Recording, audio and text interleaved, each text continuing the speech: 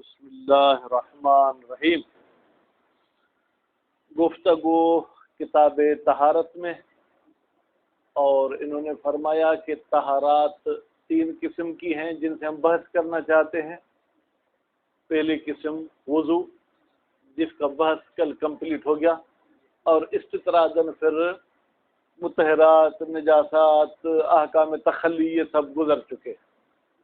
آج کی گفتگو غسل کے بارے میں ہے۔ غسل اس میں مصدر ہے، غسل مصدر ہے، ٹھیک ہے۔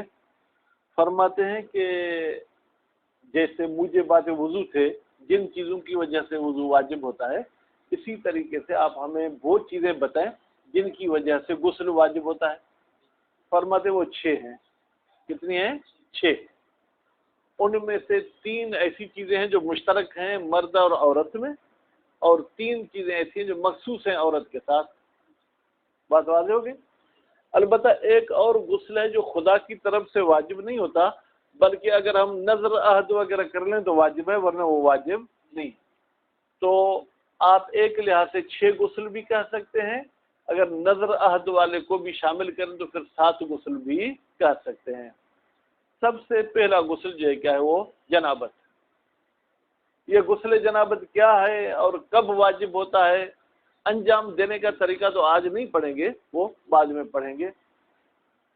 فرماتے ہیں غسل جنابت کے واجب ہونے کے 2 سبب ہیں، یا غیبوبۃ الحشفہ، ٹھیک ہے، ختنے والی جگہ کا داخل کرنا، قبلاً و دبراً، قبل میں یا دوبر میں، پھر چاہے منی نکلے چاہے منی نہ نکلے، غسل جنابت واجب ہو جائے گا۔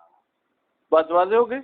اب یہ غسل جنابت صرف مرد پر واجب ہوتا ہے؟ کہتے نہیں، مرد پر بھی واجب ہوتا ہے، عورت پر بھی واجب ہوتا ہے، ادخال کرنے والے پر بھی واجب ہوتا ہے، مدخول بہ پر بھی جو کیا ہے وہ واجب ہو جاتا ہے۔ تو یہ ہے پہلا سبب۔ اس کے بعد دوسرا سبب جو ہے حیض، یہ مخصوص ہے عورت کے ساتھ، یہ مرد پر نہیں ہے۔ اور تیسرا جو ہے کیا ہے؟ استحاضہ۔ چوتھا نفاس۔ یہ تینوں عورت کے ساتھ مخصوص ہیں۔ غسل میت یہ مرد عورت دونوں پر ہے۔ غسل مس میت یہ بھی جو ہے کیا ہے وہ دونوں پر ہے۔ بات واضح ہو گئی؟ پکی بات ہو تو یہ غسل ہیں جو انسان پر جو ہے کیا ہے وہ واجب ہوتے ہیں۔ اچھا، یہ جو غسل میت ہے، اس غسل سے کوئی استثناء بھی ہے؟ فرماتے ہاں، 1-2 مورد ایسے ہیں جو استثناء ہیں۔ جو میدان جنگ میں کفر کے ساتھ، کافر کے ساتھ جنگ کرتے ہوئے شہید ہو جائے تو اس کو غسل کی ضرورت نہیں ہوتی ہے۔ اور اسی طریقے سے جو ہے جناب معصوم کو بھی غسل دینے کی ضرورت نہیں ہوتی۔ ٹھیک، مزید عبارت میں پڑھتے ہیں کہ کیا ہے۔ بسم اللہ الرحمن الرحیم۔ الفصل الثانی فی الغسل، دوسری فصل کس کے بارے میں ہے؟ غسل کے بارے میں ہے۔ وموجبہ، وہ چیزیں جو غسل کو واجب کرتی ہیں، 6 ہیں۔ الجنابۃ بفتح الجیم، جناب جیم کو فتح دے کے پڑھیں، جنابت بھی نہیں پڑھنا، جنابت بھی نہیں پڑھنا۔ والحیض، اور دوسری چیز کیا ہے؟ حیض۔ اب آپ دونوں پینسل نہیں لے کر آئے، پینسل ہوتی تو آپ عدد لگاتے جاتے، ایک جنابت، دوسرا حیض، والاستحاضۃ، تیسرا کیا ہے؟ استحاضہ۔ البتہ استحاضہ کے 3 قسم آپ پڑھیں گے، قلیلہ، متوسطہ، کثیرہ۔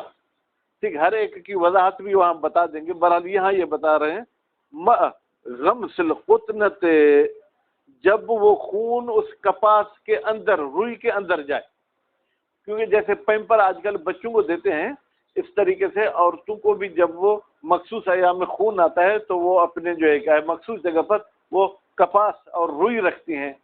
اگر خون روئی میں اندر نفوذ نہ کرے تو غسل کرنا واجب نہیں ہے، اس کے اندر اگر داخل ہوتا ہے تو غسل کرنا واجب ہوگا۔ سواء سال عنہا ام لا، چاہے وہ کپاس کے دوسری طرف سے نکل کے خون بہے چاہے دوسری طرف نہ بہے، لأنہ، اس لیے کہ یہ غمس یہ جو ہے کیا استحاضہ موجبن یہ سبب بنتا ہے غسل کا ہین اذن غمس کی صورت میں فی الجملہ اجمالاً. یعنی کیا بھائی تفصیل آپ کو آگے چل کے بتائیں گے کہ 3 استحاضہ کی قسم ہے. ایک قسم میں غسل واجب نہیں ہوتا، 2 قسم میں غسل واجب ہوتا ہے. اور نفاس ہو، اور چوتھا غسل جو ہے جناب کیا ہے نفاس. وہ مسل میت، اور 5واں غسل کیا ہے مس میت. لیکن شرط ہے النجس، وہ میت نجس ہو فی حال کون آدمین، اور ساتھ ساتھ میں وہ میت بھی کس کی ہو آدمی کی ہو. بھائی اگر گائے مر جائے تو گائے کا مردار نجس ضرور ہے، لیکن اس کو ہاتھ لگانے سے غسل مس میت واجب نہیں ہوتا ہے. ٹھیک ہے، گھوڑا مر جائے، گدھا مر جائے، اونٹ مر جائے، مرغی مر جائے، ٹھیک ہے، تو ان کو مس کرنے سے غسل واجب نہیں ہوتا ہے. ایک تو یہ وہ انسان ہو، اور دوسرا یہ کہ اس کی میت نجس ہو. فخرج شہید والمعصوم، پس خارج ہو گیا کون؟ شہید اور معصوم. یعنی شہید کی میت نجس نہیں ہے، نتیجے میں اگر اس کو آپ مس کریں گے تو آپ پر غسل واجب نہیں ہوگا. معصوم اس کی بھی جو ہے کیا ہے میت نجس نہیں ہے. معاف کریں، میں نے خلاصے میں یہ بتایا کہ معصوم کو غسل دینے کی ضرورت نہیں، وہ اشتباہ ہو گیا. یعنی معصوم کا جو ہے وفات ہو جاتی ہے، ٹھیک ہے، تو اس کو اگر آپ ہاتھ لگائیں گے تو چونکہ ان کا جسم پاک ہے، نجس نہیں ہوتا، لہذا جو ہے کیا ہے آپ پر غسل مس میت واجب نہیں ہوگی. اور اسی طریقے سے وہ من تم غسل ہو صحیح، وہ میت کہ جس کے صحیح غسل کمپلیٹ ہو چکی ہو. صحیح غسل کسے کہتے ہیں جناب؟ 3 غسل آ چکے ہوں، بیری کے پتے کا، کافور والا، خالص پانی والا، 3 غسل دے چکے. اگر میت آپ کا قریبی رشتہ دار ہے آپ اس کو ٹچ کر سکتے ہیں. اگر ماں جیسی ہستی اس کے پاؤں کو بوسہ دے سکتے ہیں، باپ کو بوسہ دے سکتے ہیں.